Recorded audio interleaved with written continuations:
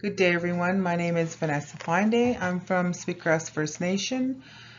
I would also like to acknowledge it is located on Treaty 6 territory. Today I will be doing a presentation on Jordon's Principle for my Indigenous Social Work 414 class called Indigenous Perspective on First Nations Children's Services, taken through the First Nations University of Canada. So as future social workers who will be working with families and children, it is important to have an understanding of any policies that will be used to help support families, including those with children. So here we go.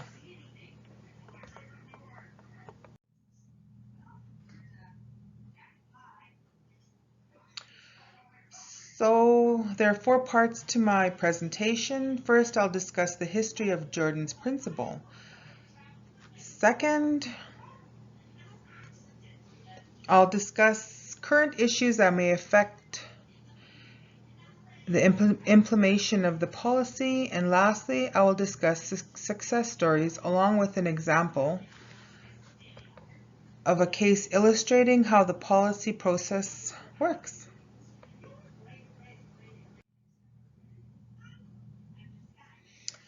So Jordon's Principle, history. Every child has a history. Every child has a story. This is Jordon's story. Jordon River Anderson was a First Nations child born on October 22nd, 1999, from the Norway House Cree Nation in Manitoba. Jordon was born with complex medical needs, and at the age of 2, doctors said it would be possible for him to be moved into a special home for his medical needs. There was a dispute between the province of Manitoba and the Canadian federal government as to who was responsible for Jordon's at-home care costs. Both the federal and the provincial governments could not agree who would pay for these modifications to foster and accommodate Jordon's medical needs in his home community. So Jordon was never released from the hospital, and at 5 years of age, he died in the same hospital, never having spent one day in his family home. So that's the history and the background of Jordon. So the current issues. I just really like this statement from Cindy Blackstock. So Jordon could not talk, yet people around the world heard his message. Jordon could not breathe on his own, yet has given life to other children. Jordon could not walk, but he has taken steps that governments are now just learning to follow. I think that's a very touching quote. So on December 12, 2007, the House of Commons passed Jordon's Principle in memory of Jordon. Jordon's Principle is a child-first principle, and it states that in essence that when an Indigenous child is in need of health care, the first level of government contacted will provide the care, even if there is a jurisdictional dispute. So according to Government of Canada's website, Jordon's Principle is defined as a legal ruling, meaning it is a law in practice and it is ongoing. The January 2016 ruling by the Canadian Human Rights Tribunal compelled that the Government of Canada to abide by Jordon's Principle, which declares that conflicts over funding and jurisdiction shall not interfere with the receipt of health or social services for First Nations people.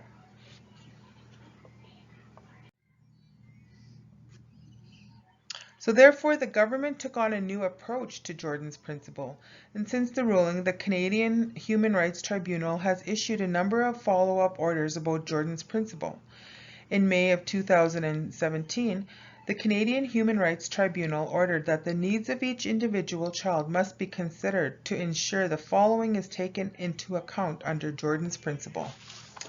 So Jordon's Principle makes sure that all First Nations children living in Canada can access the products, services, and the supports that they need, and when they need them.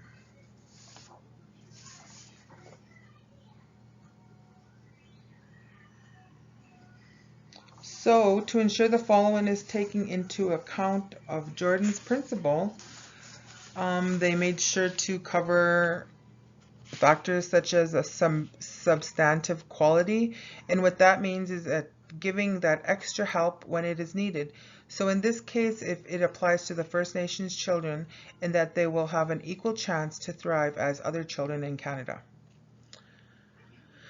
And Jordon's principle can also provide culturally appropriate services, and I'll give a case example on this later.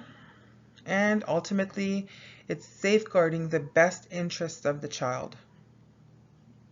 So moreover, this requires Canada to provide all First Nations children on and off, and Indigenous children ordinarily living on reserve with publicly funded benefits, supports, programs, good services in a manner and according to a standard that meets their particular needs and circumstances, on a substantively equal basis with non-First Nations children. So what does that mean in simplest terms is that it gives that extra help when it is needed. So First Nations children have an equal chance to thrive. So the next slide is, so how does Jordon's principle work? Every child has unique needs. Jordon's principle can help.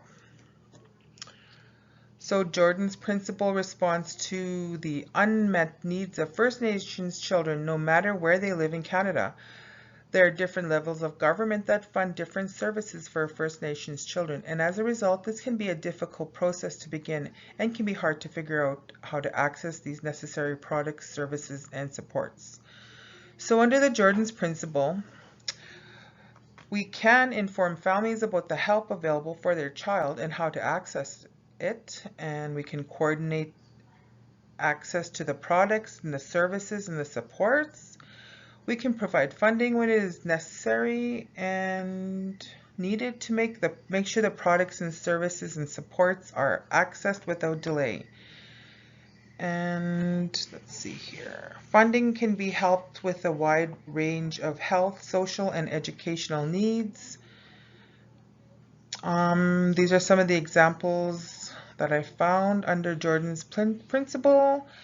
You can access help such as mobility aids, wheelchair ramps, addiction services, mental health services, land-based activities, personal support worker, respite care, individual or group, specialized programs based on cultural beliefs and practices, and